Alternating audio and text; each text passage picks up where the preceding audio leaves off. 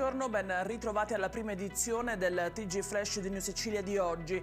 In apertura una operazione effettuata dai carabinieri di Siracusa, catturati gli autori degli attentati dinamitardi contro 3 esercizi commerciali del capoluogo retuseo avvenuti nel settembre del 2021. Gli indagati sono i gestori di una piazza di spaccio aperta 24 ore su 24. La Procura della Repubblica di Siracusa è riuscita ad individuare tutti i componenti della banda e di delinearne il ruolo.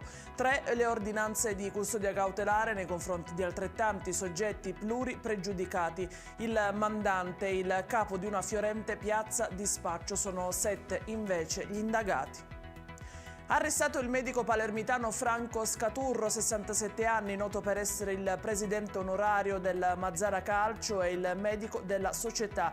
L'indagine è stata condotta dalla Procura di Trapani. L'arresto è avvenuto alcuni giorni fa negli uffici della Cassa Marittima di Trapani, dove Scaturro lavorava come medico. Secondo l'accusa, il dottore avrebbe richiesto tangenti ai pazienti sottoposti a visite mediche per le pratiche sanitarie di competenza dell'Istituto di Previdenza del settore marittimo.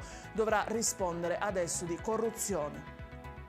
Ci spostiamo nel Catanese, dove da ieri mattina si cerca il 20enne Gianluca Giangrande, allontanatosi da una comunità di alloggio di Massannunziata, una frazione di Mascalucia. Gianluca è alto 1,70 m, ha una corporatura molto esile. Al momento della scomparsa indossava un giubbotto nero, una felpa rossa, dei pantaloni blu e delle scarpe Converse. Si sarebbe allontanato a piedi, senza denaro e senza cellulare.